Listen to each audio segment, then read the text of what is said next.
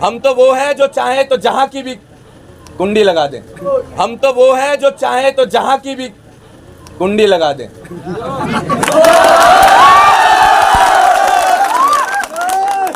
नेता हम जिले और विधानसभा वाले नेता नहीं है। हम तो इस समाज के नेता हैं साहब। जो समाज का नेता एक विधानसभा, एक लोकसभा और एक मंत्री पद के चक्कर में अपने घुटने नहीं टेकेगा, अपनी गर्दन कटवा लेगा, लेकिन आपकी गर्दन नहीं झुकेगी। हम तो वो है जो चाहे तो जहां की भी कुंडी लगा दें।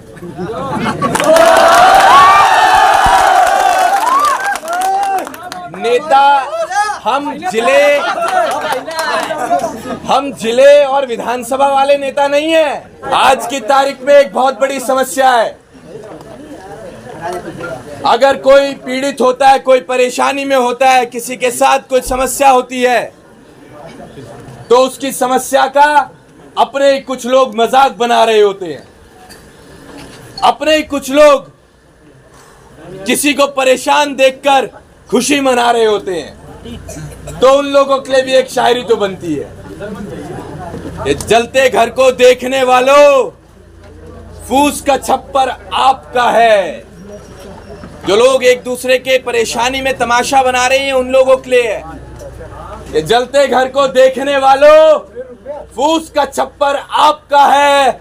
आग के पीछे तेज हवा है, आगे मुकद्दर आपका है। उसके कत्ल पर मैं भी चुप था, उसके कत्ल पर मैं भी चुप था। मेरा नंबर अब आया, मेरे कत्ल पर आप भी चुप हैं, अगला नंबर आपका।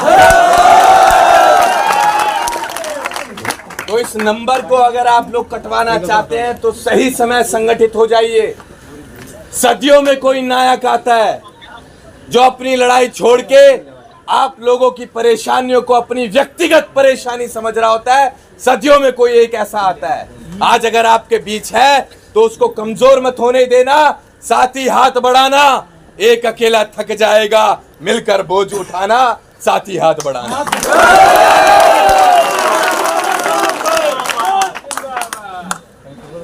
अभी आप एक दूसरे की समस्या का हल नहीं निकाल पा रहे, तो कल को आप सरकार कैसे बनाएंगे? हम तो इस बात को लेकर भी बड़ा चिंतित है। ये कोई बड़ी लड़ाइयां नहीं है, आपने बड़ी समझ ली। देखिए साहब, गुलामी आर्थिक कमजोरी से नहीं होती है, गुलामी कमजोर मानसिकता से होती है। और कमजोर मानसिकता वाला आदमी पूरी जिंदगी गुलाम रहेगा, चाहे उसके पास अथाह संपत्ति क्यों ना हो जाए, वो हमेशा गुलाम रहेगा। तो आप तो इतने बड़े समाज से आते हैं। We are one of the largest community of India. Approximately 18%, 18% हम लोग इस देश में हैं। 26 करोड़। कहां सो रहे हो? कहां सो रहे हो? ऐसा है, हनुमान जी को भी बताना पड़ा था कि तुम बहुत बलशाली हो। ऐसे आज की तारीख में आपको भी बताना पड़ रहा है कि आप लोग बहुत ताकतवर हो। लेकिन इसके साथ हमें डर है कि कभी समाज की एक ताकतवर नारायणी सेना हुआ करती थी, जिसके सामने कोई खड़े होने का भी सामर्थ्य नहीं रखता था।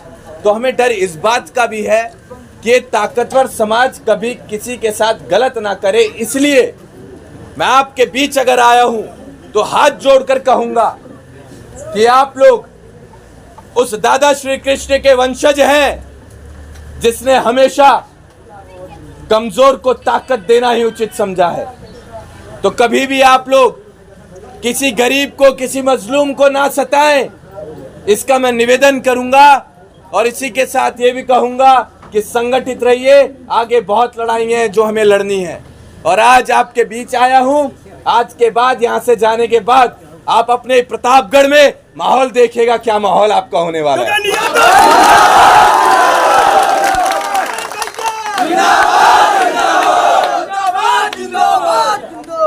हम तो वो है जो चाहे तो जहां की भी कुंडी लगा दें।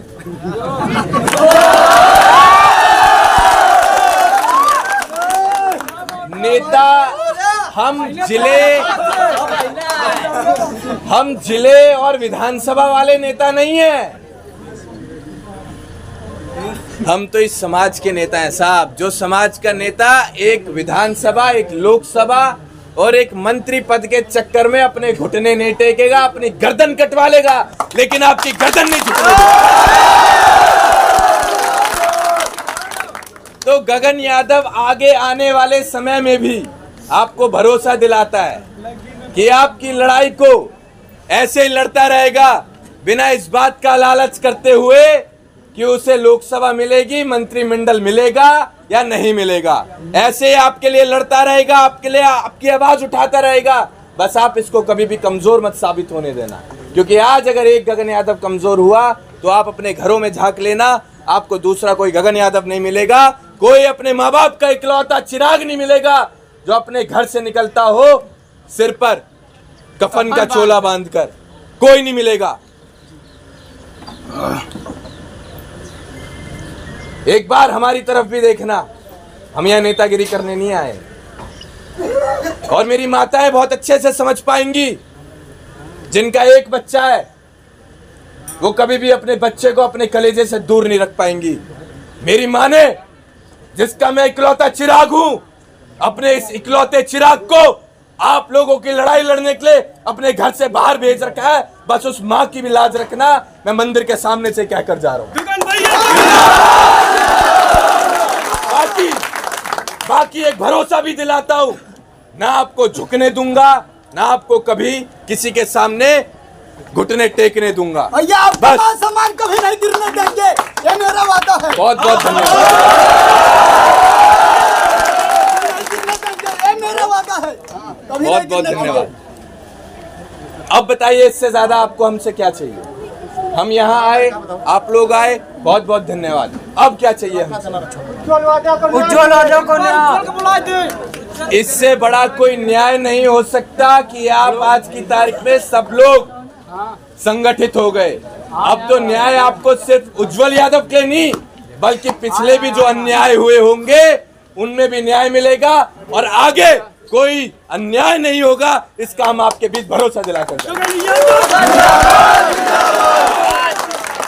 हम सिर्फ आज की लड़ाई लड़ने नहीं निकले हैं, हम आगे आने वाले कई वर्षों तक की, जब तक हमारी सांसें चल रही हैं और जब तक हमारी हड्डी में ताकत है, हम तब तक की आपकी लड़ाई लड़ने के लिए निकले हुए हैं। तो आप चिंता मत कीजिएगा, अगर ये सांसें चलती रही तो आपको अब कोई नहीं झुका पाएगा। ठीक है, चले आप।